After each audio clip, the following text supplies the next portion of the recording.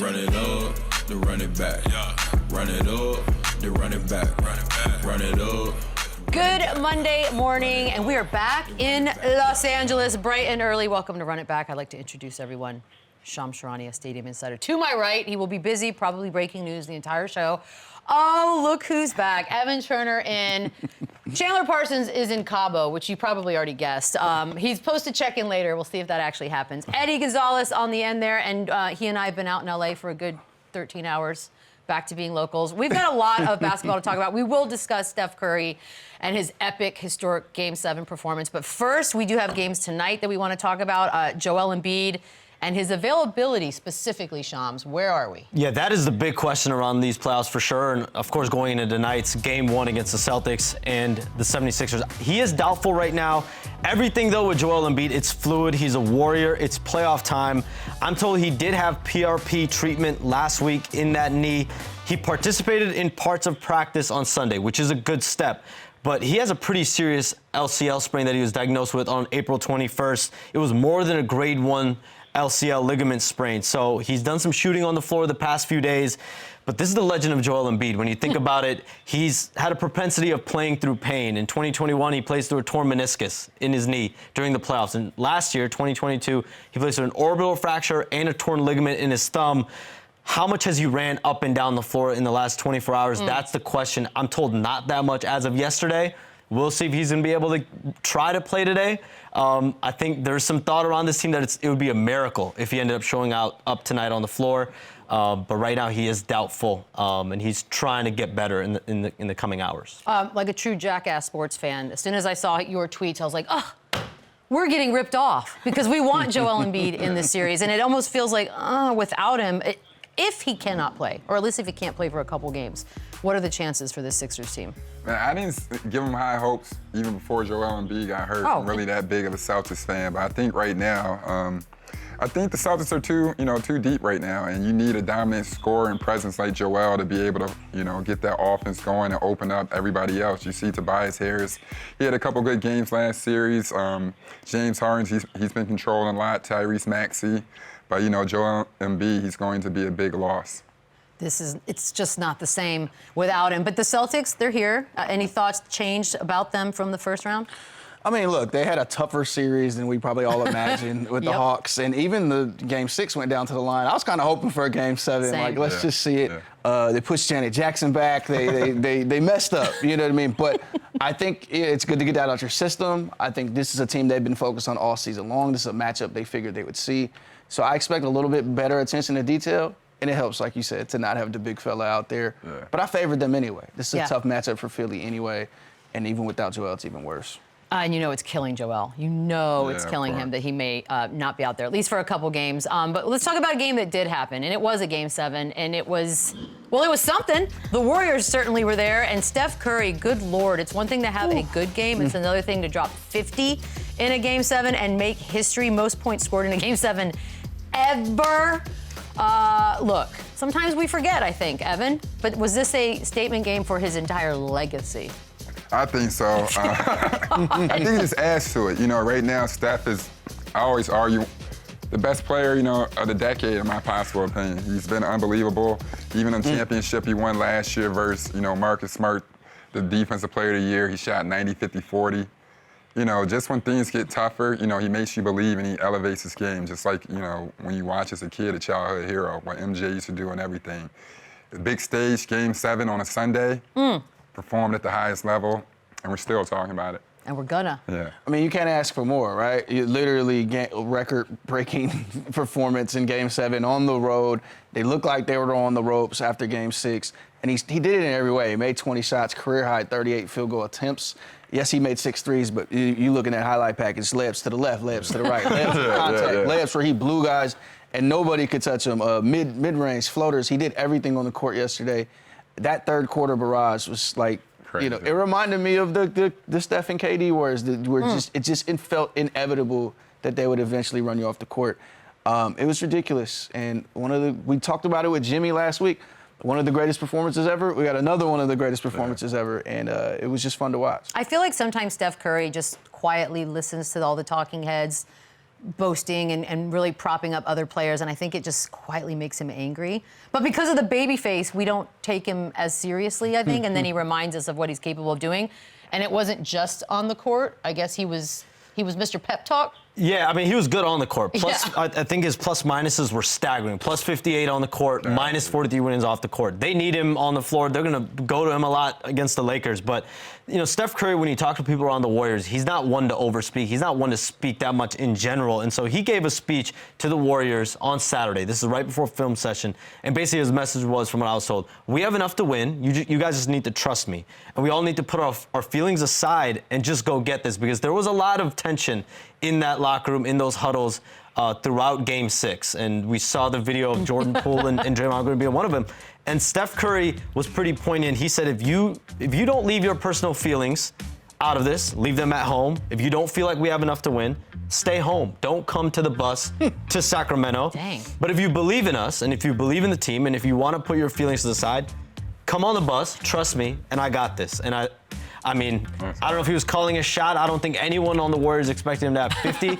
But I think when Steph Curry says, trust me, I got this, you know you're going to get something, because he doesn't say that. Yeah. I feel like that was like a Franklin Saint moment. Like, you're like, I got this family this far. I've done everything else. Just get out my way. If you have anything positive to say it. If not, just shut up and move. Or don't come. And that's it. He basically told the team, don't show up. Any player that doesn't want to be all in on this mission, right, don't show up on this bus that we're about to take in a couple hours in Sacramento. Don't show up. One guy's like, well, I guess I'm just not going to get on the bus. Moses Moody's like, If you do show up, like, let's be honest, if you do show up on that bus and you have a bad attitude, you're probably liable to get traded or cut or something in the offseason. Like, if you're not going to listen to Steph Curry. No, you're bugging. so it's just mean girls over there? It's just Steph, Clay, and Draymond. No, if you don't listen to you Steph. don't like us, you're out. Like, is this just? Let me ask I'm you. not against that. They built it. They got the tenure to go, yo. No, this is how we do stuff here. Absolutely, and if the ship is going to sink, it's on their accord. I don't think when they say something, it's against it. They literally built that brick by brick. So I'm with it. I'm glad Steph stepped up and said something. You know, Draymond always says what he feels, but when the real leader says something in speech, everything hushes and the alpha steps up, and you can see that. And that's I think what it is. Is you know, less is more with Steph. Yeah. And it's more impactful when he feels like, okay, now I'm gonna talk. Now you guys got a line. He's a quiet leader. But let's be honest, this is about Jordan Poole, right? Yeah. This is about him not, you know, what did LeBron say to Kevin Love? Fit in, don't fit out. This is about Jordan Poole. And it'll be interesting to see what happens this summer with him. That's a big contract. That's a guy who's kind of not playing that all that great. But let me ask you, though. Yeah. Game 7, on the road, we're the reigning champs. Do you need to hear a speech that tells you, yo, we have enough? Because we really just won the title 10 months ago. No, I don't think you really need to hear a speech saying that you have enough, but I know Jordan Poole is getting a lot of flack, but he's still a young player. I think it was his fourth year. I think this is his first real point of learning NBA stuff. Like, not saying that like he didn't learn much from Draymond and them, but like it's difficult. But we all go through selfish moments. And literally sometimes the one thing about being young and being immature is not seeing the bigger picture. And I was in a huddle, I don't know, but that's the narrative. But I believe Jordan Poole, he's going to overcome this. He's an NBA champion, but I think this is something that he couldn't go without learning. And Steph taught him right. I feel like we built Jordan Poole up, though, before he got paid as, like, the young, cocky guy, and that's what people loved about him. And it feels like now that's what they don't love about him. It's interesting how when you get paid, you see right there, Steph addresses Jordan Poole. Look at him. Yeah. You know, says a few words to him. Sir, I need to Well, you know how it goes in the locker room, too. These guys are all in their 30s. Steph is 35, which people forget. Old. These are mid-30s guys. They've done everything in the league. They've seen everything in the league. And then they got the young 23-year-old, and it's like, we're not listening to the same music. We're not going through the same thing. So there's a difference in just culture, right? And there's a difference in just who we are in our lives at this moment. So they're definitely looking at this guy like, come on, dog. Like, we know, trust us. No, absolutely. And at the same time, you know, the youth is going to be the youth. And, you know, you're not always going to listen. If anybody can understand that, it's Draymond. So, like, anytime somebody's been mean to me, I'm like, you know what, bruh? I didn't listen to Andre Iguodala all the time. You know, so it's Evan. No, I'm just saying it's karma. So you know, Jordan Poole's going through growing pains, and You have to allow that. He's still a young pup, but he's still a great talent. That's an NBA champion and averaged 20 on like, what, 80, 40, 90? You can go find that again, go ahead. But they've been looking for the third Splash brother for years. And he's showed up a little bit. And in fairness, they were crappy on the road all season. So if there was a time to do a, win one for the Gipper speech, it would have been yesterday or day before. But then you have the Kings, and that was a feel-good story for the entire season. I think a lot of people were rooting for them who didn't care about either team. Sabonis had 22 and 8. Fox had 16. As far as disappointment levels, I mean, they outshot what everybody else had possibly thought they would do this season. But how disappointed should they feel?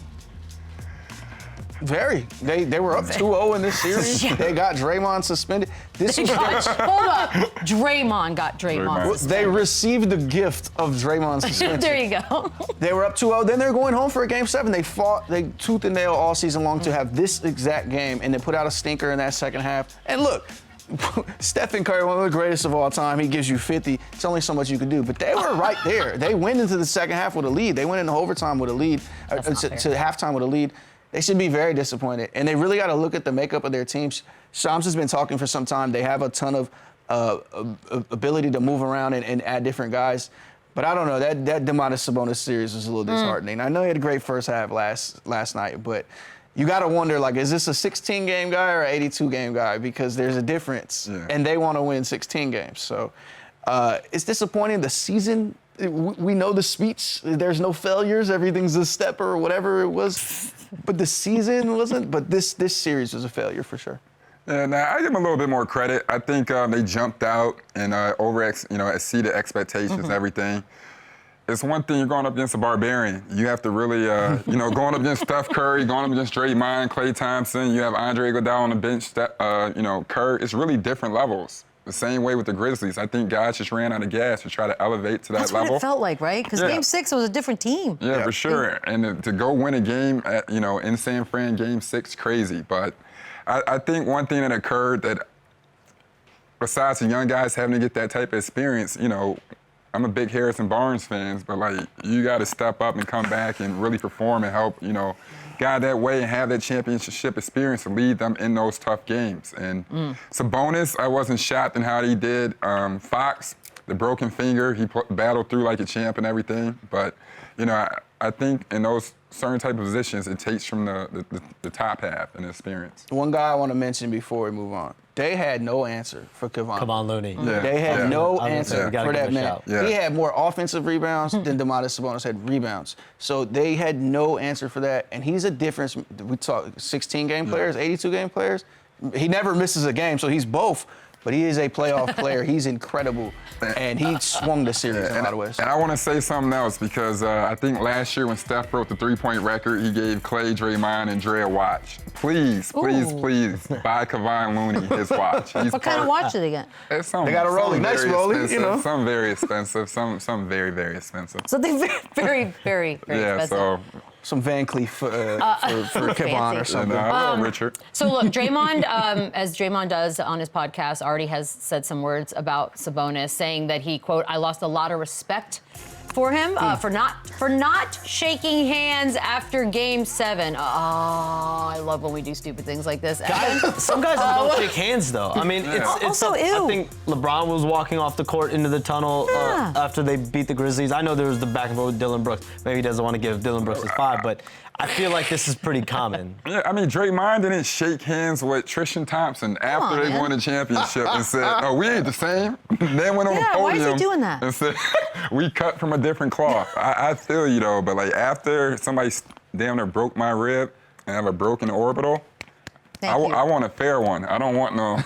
Thank you. I don't want a high five. Yeah, would you have any sort of cordial goodbye to say, Eddie? I mean, the dude stomped his chest. Yeah, if Evan steps on my chest, we're not shaking hands on Wednesday after the last show.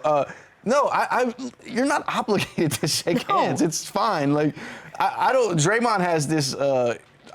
Superiority complex where everybody has to bow down to the Warriors and their dynasty. And the crazy part is most people do. Most people sit here and respect and say, hey, these guys, they've won the decade. They're incredible.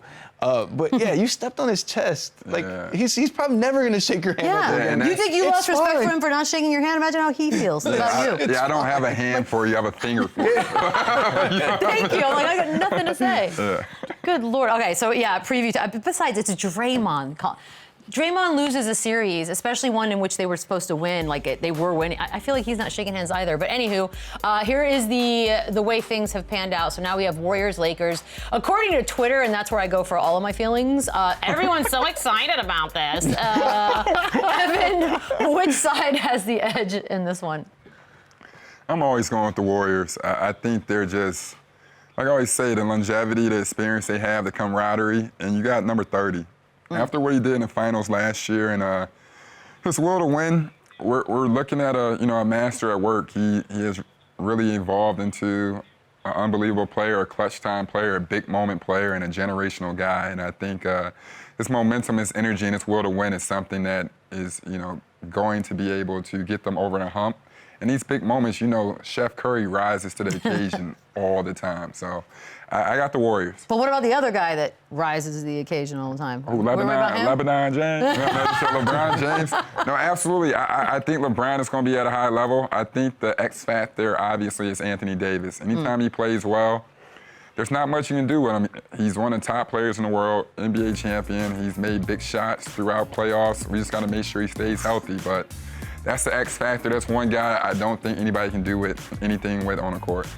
Yeah, I think, the dirty secret about the Lakers right now is LeBron doesn't look that great. He looks like a guy who's 38, who has an injured foot, and has been playing a lot of basketball. He didn't look all that athletic. I know we But then he has watched a these couple great moments, dunks. I know. He rose to the occasion. He made the shots that mattered. This is bad. This is a bad video for Eddie, what he's saying right now. Show the other stuff. All the shots went in on the highlight. Danny, I was getting there, man. He did fine eventually. But throughout the course of the series, it wasn't like he shot that well. He shot terribly from three. He was having trouble getting to the rim. Now, you're dealing with Jaren Jackson, Defense Player of the Year, at the rim waiting for you, so it's a little different. But doesn't look exactly the most explosive guy in the league like he typically does. But I think the issue for the Lakers is going to be on the defensive end. They defend really well, a team like the Grizzlies, who wants to isolate, who wants to drive, who wants to get to the paint. And they can sit down. They can do that. A team like this, like the Warriors, who's just so much motion off ball, is running all over the court, and you got to talk so much, communicate so much, get through screens, do all this stuff. That's a little different. I want to see it. I know they beat them a few times this year. I want to see it before I feel like the Lakers can win that series. And Tuesday night, we'll find out. Also, they got Jack Nicholson back in L.A. at the game. I feel like that was just perfect timing for that. Jack and Kyrie courtside. LeBron wasn't going to lose. Yeah, that was something. It was kind of good to see him again. Heat Knicks, the other game yesterday. Love being on the West Coast. 10 a.m. start for us out here. Great. Loving that. Move my flight up for that one. Thanks. Miami stole this one at MSG. Butler, good Lord, 25 points. He also injured his ankle, and we'll get to that with about 5 minutes left to play. Did stay in the game. Gabe Vincent making quite the name for himself as well. How impressive were the Heat in this one? I thought they were very impressive. I mean, considering the Knicks, they were up like 10, 12 points in the second quarter. They went on a great surge. But I think also the Knicks, they had 40 paint points in the first half. I believe the Heat came out in the second half, shut down the paint. You saw Kevin Love with a bunch of, long outbound passes and, Gabe Vincent stepping up, hitting shots. You saw Kyle Lowry, 4 blocks, 18 points. And, just going by the way of Jimmy Butler. I thought Jimmy did a great job. I thought his toughness and the way he, stepped up and kind of controlled the pace and narrative of the game was huge. And that last 4 minutes was everything. They were only up 3 and went on a 7-0 run, and it was everything. Man, Jimmy Butler, dude. And the thing is, they can play better. They only shot 42% from the floor. Yeah. They didn't make a ton of threes. They needed a massive Kyle Lowry fourth quarter. Kyle Lowry, I hate having him impacts the game so much, but I have to tip my hat. He was incredible in that fourth quarter. And when Jimmy turned his ankle, it was Kyle Lowry who stepped up on both ends of the court to really make things happen. Bam looks great. He's starting to look better. He's starting to look more healthy. He's a monster defensively as well. Incredible, huge win for them. And then we wonder what happens with Jimmy now. That was a tough ankle turn. So we'll see, but they look great. Shout out to Jack Harlow, who was front row and apparently got to second base with Kyle Lowry and tweeted about it. Oh, my God. So I thought that was fun for everybody to learn. The ankle roll, right? That was, if you're a Miami fan, it was a hold your breath moment. Are there any concerns there? There was a lot of swelling in that ankle as well. And I think Jimmy Butler will want to play in game 2, but I wonder how many conversations and how serious the conversations are going to be to potentially sit in game 2. And using that game as a rest game, they're going to have a week pretty much off before game 3 in Miami on Saturday. So do you kind of punt game 2 and give Jimmy one extra game of rest and then bring him back for game 3 on Saturday? I think that'll be something that the Heat will have to discuss in the next 24 hours. But yeah, Jimmy Butler, 25 points, 11 rebounds, 4 assists. 5th player in NBA history to have 25 points or more on 50% shooting in 6 straight games to begin the playoffs. Do you know these other names? LeBron, MJ, Bernard King, and Kareem Abdul-Jabbar, and Jimmy Butler. Bernard King? Fine. Okay. Yeah, those are pretty good names, I suppose. What would you do? I mean, look, that's a big difference between getting out there on Tuesday or just taking the whole week off. What would you do? What would you do, Evan? Right? Like, I mean, I would get out there on Tuesday, ask for that little Toradol pill, and let's get active. You know what I mean? Nice tight wrap on that ankle. Yeah. I mean, I don't believe Pat Riley is going to let you sit out a playoff game. Like, you know what I'm saying? Like, I just don't think Pat Riley and Alonzo Mourning is going to let you sit there and tell him, like, I don't think I'm going to play tonight. He was legit on one leg, though. I hear you. By the way, every time they show Alonzo Mourning, I mean, not even so much as a kind of smile. Like, that is the most serious human being I've ever seen in my whole life. Shout out to Eric Spoelstra. Nice curse word on live television as it happened. Same reaction as all of us, and the camera caught him perfect. That ankle was tough. I was shocked he stayed in the game. I thought he was doing the stay in the game for the free throws and get out, but they were in the bonus. They couldn't foul to get out. Then the next was Spo sends nobody to the bench. No, Jimmy's playing. It's fine. The Knicks, why not attack the guy on one leg? Why not get him out there? And then one time they do, R.J. Barrett gets stripped. He turns it over. That's a little tough. I think he's going to play because he's Jimmy Butler. He's a psycho. He's a madman. And I hope he does. And like Evan said, a little Toradol, nice tight ankle wrap, a lot of stuff going on. It's not like his game is exploding in lateral burst. Let's get him out there. Let's get the 2-0 and go home. Yeah. Let's do that. And Andre Iguodala said it. He said one thing about Jimmy that makes him special is his will to win. Like, he's never been around a player, not saying like skill set so great or anything. It's like Jimmy's will to win is unbelievable. And he's like, his mental capacity is unbelievable. So I don't have a doubt that he's going to play. I think Jimmy can play different ways. He's an alpha on the court. He can control the game any position he's at without scoring, passing, defending, whatever it is. I think they just need his presence. I mean, his playoff identity is unmatched. Like, it's pretty great to be known as that guy come playoff time. But on the other side of things, Julius Randle, he missed the game. He also had the left ankle issue. Don't know when he's coming back, but if he's not, what are the chances for the Knicks team? I mean, it's not going to help their three-point shooting regardless. So, great point. But besides that, I just think, you're missing an all-star player. I think, Bam is going to continue to find his way and have his way. But I think with the Knicks, they're one of those teams that can't miss anybody. And they need every single part and that depth. Right now, they have Obi Toppin filling in for him. He had a great game, one with 18 points. But defensively and stuff, I don't know if Tibbs really trusts him that much. So, they really have to put the band back together in order to rally the troops. Well, Jalen Brunson 0-7 from 3, Josh Hart 0-5 from 3. That'll help. Maybe 2 of those. That'll help in a 6-point game. Saying that was bad? Okay. Yeah, that's suboptimal. Suboptimal. They could use Julius Randle, obviously, but like you said, Obi stepped in just fine. He hit a couple shots. He provides spacing that 2 years ago we would have never said Obi Toppin provides. Right? What a change. Yeah, 4 for 11. He's 4 for 11 from 3. There's times when I feel like Julius Randle kind of mucks up their offense and almost gets in the way. But he's Julius Randle, he's an all-star. You got to let him get his stuff off. Obviously, they'll be better with him. But they fared fine without him. They didn't lose because Julius Randle wasn't there. They lose because they could not knock down a shot in the second half, and Miami took advantage. Well, I hope he's back just for the sake of a competitive series, because that's what we want. We're taking a quick break here. When we come back, we got one of Evan's former teammates to come on and make fun of him. Just kidding. But he is a former teammate, and he is coming on. Isaiah Thomas joins us after the break to talk some NBA playoffs and other stuff when Run It Back returns. Run it up, run it back, run it up, run it back, run it up, run it back, run it up, run it back, run it up, and run it back, run it back. Oh, we have a guest today who, well, in the break, I can Legend. tell this is going to be a love fest already. He's a two-time All-Star, and I love watching this footage right now. Please welcome to the show, Isaiah Thomas. And I'd like to say, Evan, he's already excited to see you. Oh, that's fine. So this is going to be good. Good morning, Isaiah. Thanks for joining us. Buddy. Yeah, bright and early, but you played on the Celtics with Evan. So before we get to anything, what kind of teammate was he? Are there any stories you can share with us? And by the way, you can share anything because we're kind of a special channel. So go ahead. Okay, look. First off, Evan's my favorite teammate I've ever had, and that's not just saying it because he's online right now. But I've always said that when people ask that. A funny story. Back when we were 16 years old, we got invited to ABCD camp. It was a big prestigious basketball camp. We had a photo shoot. I think it was Slam magazine or KNICKS magazine. We had a photo shoot. And there, there's a line of players, like the really good players get like the Jordan gear, the Jordan shoes. I remember I had McDavid. This is when McDavid first came out. It was like the elbow and the sleeve pads. I had to do a photo shoot in that. I don't remember what Evan had. no. Evan, what did you have? I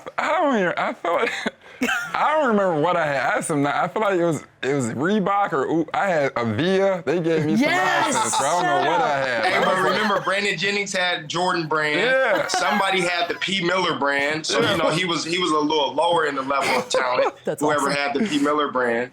So it was just, we go back to we were 16 years old, man, trying to live out one of our childhood dreams, and we became really good friends. So I ain't got nothing crazy. The crazy stories are rated R, so I'm That's not gonna fair. say nothing. I I'm not gonna say nothing. Don't do that. Don't do that. Commercial break. Let us know in the commercial break. IT, what's going on? Celtics played tonight. You played on the Celtics team. You played with Marcus Smart, Jaylen Brown. Both those guys still on this team right now. How much do you think, you saw them up close and personal, how much did their bond, how much have they bonded, and how much does that mean to this team? It means everything. I mean, I always say Marcus Smart is like the engine of that team. So as far as he takes them, they're going to go. Jaylen Brown has grew into a superstar that I don't think anybody really knew he would be this good of a player but himself. Like, he came in with that confidence. And then obviously Jason Tatum is, MVP caliber player. They have, I think, the most complete team in the NBA playoffs right now. So it should be special to see what they do this postseason. Yeah. Isaiah, what's up, brother? Appreciate you, my guy. Miss you. What's up, squad? But you played with Jaylen Brown when he was a rookie. Did you see back in the day that he'd be one of the best players in the league? Did you know? To be honest, I didn't see him excelling like he has now into arguably a superstar. But I did see his mindset was to be great. Like, every day he wanted to be great. Every day he was asking questions. Every day he was watching film. And, as a rookie, that's hard to do. Guys don't come in, especially he was such a high pick. He came in with the right mindset to be a star. So it's not surprising to see how much success he's had and how much of a franchise player he is right now. I'm just so happy to see it because, like you said, I was able to see it when he was a rookie, where I don't even think his antennas could see where he is right now, further down the line. So I'm happy to see his progress. I know he has so much more, time to get better, and I know he's going to have a great postseason. What's going on, IT? Look, we figure you got the Celtics in this series, and then with Joel hurt as well, that adds to it. But is there another team left out there that you think could really challenge them on their road to the championship? I don't think so. I think they're the most complete team in the Eastern Conference. Before the playoffs started, I had Milwaukee going all the way with Giannis, completely healthy. But obviously Miami Heat had a change of heart in that. But you can't put it past any of these other teams as well. Like, Boston's the most complete team in the East, but without Philly, without Embiid, they have no chance. If Embiid somehow gets healthy and can play like he's played all year long, I think that gives them a better chance. But without Embiid, I think this series goes 5, maybe 6 games. Isaiah, you played with LeBron twice in Cleveland, last year with the Lakers. He's 38 now, you're 20. Are you surprised by anything he does on the floor? No, I'm not surprised at all. Like, seeing him each and every day, prepare for the game of basketball, prepare mentally for the game of basketball. Like, nothing he does surprises, I think, anybody who's been around him for a long period of time. He's arguably the best player ever. He prepares that way. He takes care of his body. So to see how high he gets on his dunks, his performances at 38, it's like he's not even 38 years old. He's still like a 32-year-old player playing at the highest level possible. Like anything he does is not surprising. It's an honor to be able to call him a former teammate. So I'm not surprised at especially when it comes to the playoffs.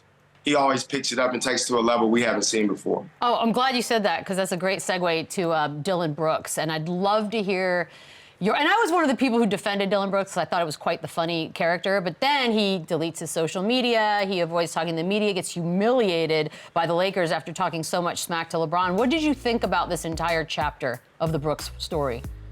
It was just tough. Like if you're gonna talk, you gotta talk through the good times and the bad times. And like everybody said, you can't poke LeBron James. Like try to do somebody else. It's just, a little lower than him. Like his mindset is just so different. So I think he just, that's a young player trying to poke at somebody that's arguably the best player ever. You just can't do that. But if you do go that route, you just got to stick to it. You can't delete social media. You can't not talk to the media after the games. Like, you got to talk at all times. Evan knows that. Like, we've had some battles as well. Some trash talking battles. Like, the best trash talkers talk whether the scores, you're up 20 or down 20. You got to consistently be that. And, he learned his lesson. Maybe he doesn't poke out LeBron James anymore. Maybe he tries, somebody else that he hasn't dropped 40 on him yet. Isaiah, you were drafted by the Kings. I'm from Sacramento. I remember you lighting the city on fire your first couple of years out there. What's it like to see what they've transformed into in the 10 years since you've been there? And I know you left a little unceremoniously, so are you happy for them, or you're like, hey, where was all this when I was there? Like, how you feeling about it? I'm very happy for them. Like that was the first team to give me my opportunity. So I'm super thankful for not only the organization, but the city of Sacramento. The community is open, welcomed me with open arms since day one. So I have nothing but love for them. I'm so happy with the direction they're going in. They really took the defending champs to 7 games and played really well, like had a chance to really, go on to the next round. And I'm just happy for their coaching staff, their players. It seems like they got great energy. It seems like they like, not just playing with each other, but playing for each other. So that says a lot. Like I said, that community, that city, and that organization deserves the success that they've shown this year. And hopefully, it continues in the future. Hey, IT, not really a question, man. We were just talking in between break. I just wanted to show you love. They talk about teammates and everything, but one thing always hits you up about, and I always seen coming from Boston, even when you fly from Boston to Seattle, take James to his first basketball practice or wake up early and take your kids everywhere. I just want to give you a shout out because every time I deal with my daughter, I always think about moments of you being a dad. So I always appreciate everything you've done and example you set besides basketball. So I want you to come back and still kill it, but keep doing your thing. One thing you do, you always tell me that at least every few months you'll send a text saying, I remember those days when you wasn't getting no sleep, coming back on the red eyes, forcing to go to practice and still doing it with a smile on your face. So, like I said, you're one of my best friends, and I'm not just saying that, and you always keep it 100 with me. So I appreciate you. Love, bro, love. Isaiah, you're one of 30 players in NBA history to score 50 points or more in a playoff game. You just did it a few years ago. When I saw you play last year, it looked like your jumper was back. It looked like you're back in your usual form that you played at in Boston. How do you feel physically? Did you also feel like you found that shot again, the burst on your shot? And did you have conversations with teams this year? And how motivated are you? I'm 100% back. Like, I'm not going to compare what I was, 5 years ago when I was in Boston, but I feel that same way. Obviously, I haven't played that much in the last few years, so there's not a lot of pounding on my body. I've talked to numerous teams this whole year. That's why I'm continuing to stick with it. I'm continuing to stay the course, stay ready. I really believe at some point this summer, a team will come to me, in free agency and bring me on board, and I'll be, more than willing to take advantage of that opportunity, whether it's to play, whether it's to mentor, younger guys, which is needed in the NBA.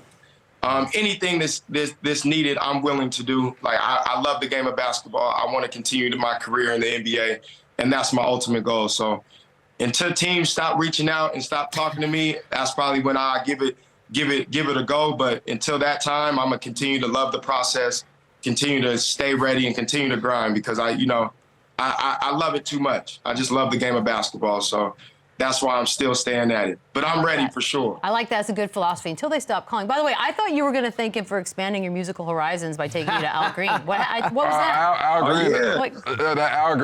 Every teammate of mine, we've been to the Al Green concert. You know that. That's the thing? That's a tradition? Yeah. We've been.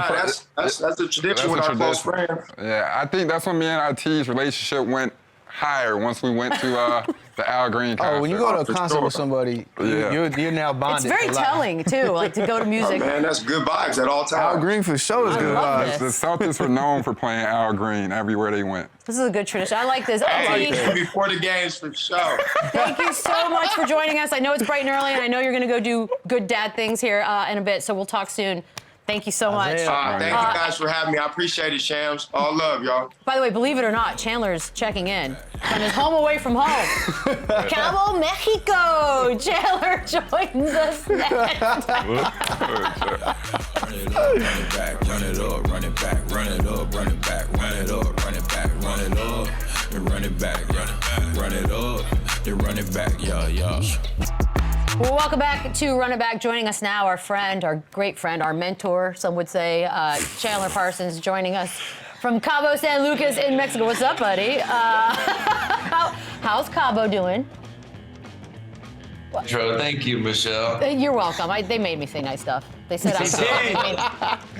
I miss you guys. You guys look so much better than me in that studio. Oh, I see what he's doing. We're on to you, buddy. I know what you're doing. All right, look, before we get into everything else, your reaction to seeing Steph in a Game 7 drop 50. We've never seen it before, right? My reaction is I see all the arguments on TV today. I see the best point guard of all time. I think he is, and I think just last night is just another notch under his belt. Game 7, 50 ball, never happened before. This dude, we always talk about how he's changed the game, right? How he's the best shooter off the dribble, best spot-up shooter. But the way he creates, the way he finishes, the attention he draws for his other teammates, the way he gets other guys involved, this guy can do it all, and it's really amazing just at his size. You think of an NBA player, you think of 6'7", 6'8", 6'9", athletic freak. This dude is smaller than most. He's 6'2", and he does it with ease. And again, we talk about how he's changed the game shooting. All these little kids around the country are pulling from half court because they want to be Steph Curry. And you watch games like last night where their season's on the line, 6 seed against a 3 seed on the road, and he goes in there and does what he did is truly amazing. And we kind of take him for granted. This is something that we're kind of getting numb to, of games like this and shows like this that he's putting on. It really is something. All right, Chan, you've been in Cabo for a while. You've had your chance to. Have you ran into any of the guys? Have you ran into any Grizzlies, any Bucks, any Kings already? Don't lie. Don't just tell us. You best. First of all, I got here last night, so I still got time, right? So you best believe if I see Dylan Brooks here, I'm pulling up my Zoom and we're doing an emergency call. Emergency. I got a lot of questions for that dude, and we got to get to the bottom of this. But no, I haven't seen any of them yet. But who knows? We still got another 6 days here. Wait, I feel like, Chandler, would you even let Dylan Brooks sniff around your compound? I feel like we wouldn't even allow this to happen, because this walk of shame is brutal. To be honest with you, I don't think this is his cup of tea. I think this is out of his jurisdiction a little bit. But, I like that. What a nice way to call a man broke. Hey, that man. was the nicest thing I ever heard. Hey, Chandler, would you look at us? would you look at us? Just look at us go. Okay, let's do some more likely here. More likely for the Lakers joining you down there in Cabo or getting to the conference finals? This one's tough. I think this is going to be the most competitive series. I think it'll go 6 or 7. I think the Warriors, I got to give the edge just because the way they just played, the way they're capable of playing, the best of the Warriors. is better than the best of the Lakers, but it's hard to count these guys out. Ever since the trade deadline, they've made such moves forward. Austin Reeves has become, a real player. D'Angelo's starting to find his rhythm. And then when you have LeBron and AD healthy, this team is tough against anybody, but it's going to be an insane matchup. I don't think we could have asked for a better matchup for ratings, for TV, for the league. But I think the Warriors get this series, but man, it's going to be tough. It's going to go long. Slight edge, Warriors? Yeah, I got the slight edge with the Warriors. I agree with Chandler. I just think, Steph Curry is the best player, in the series. And I also think just the guard play. You have to have guys to be able to guard that motion offense that the Warriors have, nonstop movement, and then you just have IQ. I think the intangibles are going to fall in the Warriors' favor. And look, Steph Curry shows numerous times he's not losing. And I think at this level, 35, I think the matchup between him and LeBron is as even as ever. And the X factor, once again, is Anthony Davis and who can control him. But if Clay and Steph can get up and down and shoot as much as they want, it's going to be a long night. There was another game one we haven't really gotten to yet. Eddie, I'm giving you some more time to marinate. Suns Nuggets. Nuggets, man. Look, they hear it, right? They hear everybody saying they don't respect them until they see it done. Well, they did it. They laid the smackdown, I'd have to say, on this Phoenix team. Murray with 34 points. And stop calling him Bubble Jamal. Like, he's just, come on, he's healthy. Like, what are we talking about here? So the more likely here is for the Suns, Cabo or the conference finals, Chandler. Well, after game one, it's tough not to put Phoenix as the underdog here, especially if Jamal Murray's going to play like this. And it's true.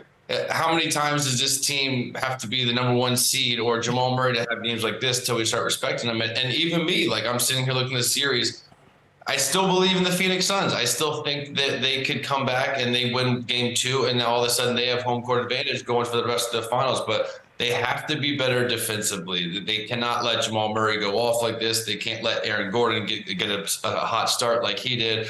We all know Jokic is going to do what Jokic does, but we all know how good offensively, too, Phoenix is. And they're going to get their turns. They're going to start doubling KD, and then it's going to be Book's turn and vice versa. But they've got to lock in defensively, and then their depth, they got to get something from Shamet, from Lee, from Okogie. Two of those guys have to step up because they're going to get open looks, and that's always been the weakness, right? Ever since they made the trade, they have no size, they have no depth, and their defense are questioned. And the Nuggets are a team that can expose a bad defense, and they did that game one. So I fully expect them to make changes, to make adjustments, and it to be a lot tighter in game two, but it's hard to go against the Nuggets. It really is. The way they played, they looked unbelievable, and they're a #1 seed for a reason. Look, Jamal Murray, I think because we missed him. We didn't get to see him for a couple of years. So what did he prove to you?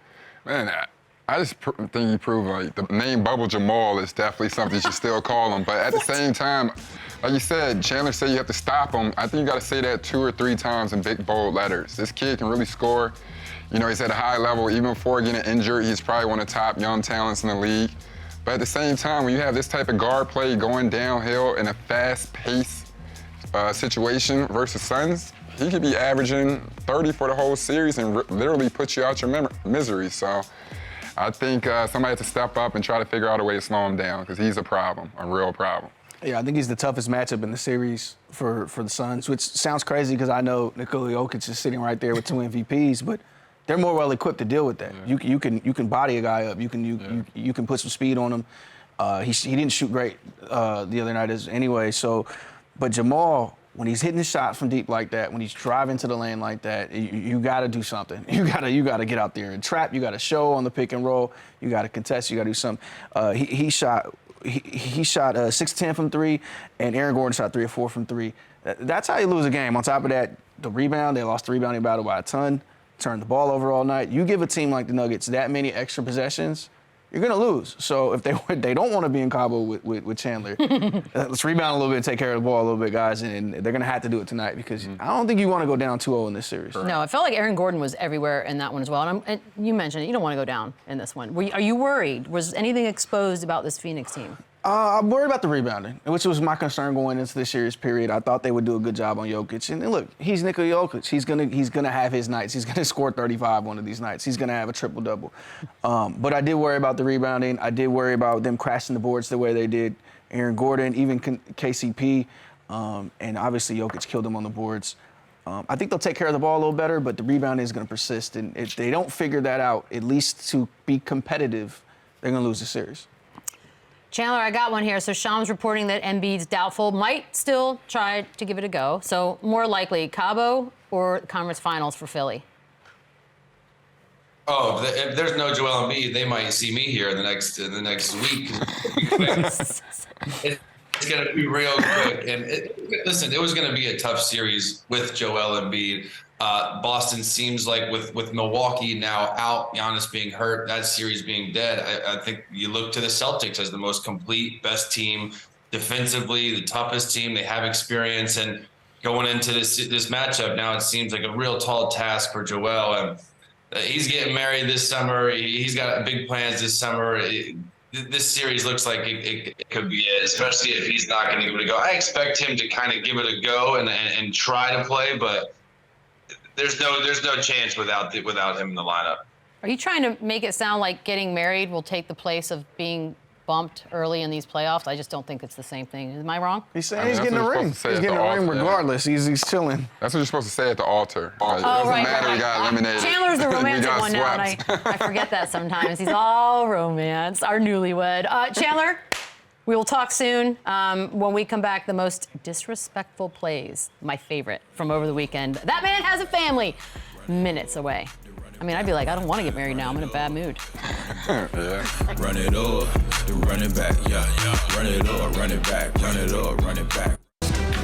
FanDuel is the only sportsbook app where you can bet at the Kentucky Derby. Right now, all customers can get a no-sweat Derby bet up to $20. That's right, get up to $20 back if your Derby win bet doesn't win.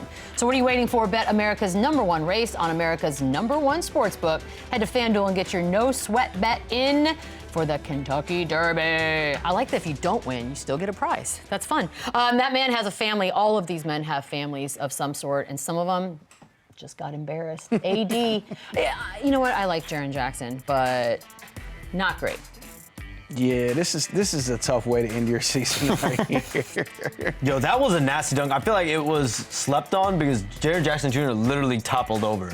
No, that was nasty. I felt like I knew he was a defensive player of the year after getting dunked on because this is like a Rudy Gobert special. You know what I mean? So it's like, oh, okay, you're officially defensive player of the year because you got embarrassed. You know? That's the official mark. Yeah, that's a Gobert joke. It's one thing to get dunked on. It's another thing to end up flat on your back looking at the scoreboard. So it's not great. Yeah, I like that they're pointing at him in the back too. They're letting them know that this happened to him. Yeah, the building was loud. It braced the narrator. Look at Dennis. You probably wonder how I got Look here. at Dennis. I love that. By the way, AD, not the only moment he had. This is just That's crazy. rude too. You thought. Kind of embarrassing. Out of here, little boy. He just took it, but he did. He took it from him like a child. Give me that. Give me. This You should guy. have knew how it was going to end after that. Once he did that, it was over. And then he's trying to no. This was not a competitive basketball game. It was not even entertaining at all. Enjoy the summer. I was It was embarrassed. cool. Memphis has decisions to make. Yeah, in a the lot words of of the- Kyle Anderson. Man, It ain't too much of don't they? ain't too much of a decision on Dylan Brooks. He got to go. And who, by the way, who photoshopped the Sharks jersey on Dylan Brooks right after this game? I saw that. The Sharks or Shannon Sharp jersey? Which one? No, it was like the Shanghai Sharks jersey immediately. The homies in China say that's a good gig I over there. just People say. be trying I to heard send they out people there to making Shanghai. money, It's man. like, shoot, the competition Ooh. ain't bad. Everybody get 30. Yo, is this right? Is this, Yo, that they did seems this neat. like 4 times. I don't know if you guys remember Evan, this what would play. you do if this happened to you? Would you fight the person? I mean, we're winning a series. We're about to close out for sure. But if dude had 35 on me and I was 0 for 8, I don't want your dap I'm at that going. point either. Don't Right? come He just- console me, bro. Don't just give me a hit my second. leg next time. Like, what are you doing? Oh man, that's a bad loop to be on. They did this 3 times in a row, then threw the ball out of bounds. So yeah, great way to end the season, Atlanta. Is that not the way you want to do it? We're going to be out here in Los Angeles for the next couple of days. Everybody good with this? Fun times, Yeah. ET in the Hopefully- house. Hopefully it'll be sunny at some point. Oh, he's always whining this one on the end, Betty. I brought the Jersey weather. No, I'm it's sorry. chilly. It's chilly. That's going to do it for us today. We'll be back bright and early tomorrow. Enjoy the evening. The run it back, run it up, the run it back, run it up, run it back,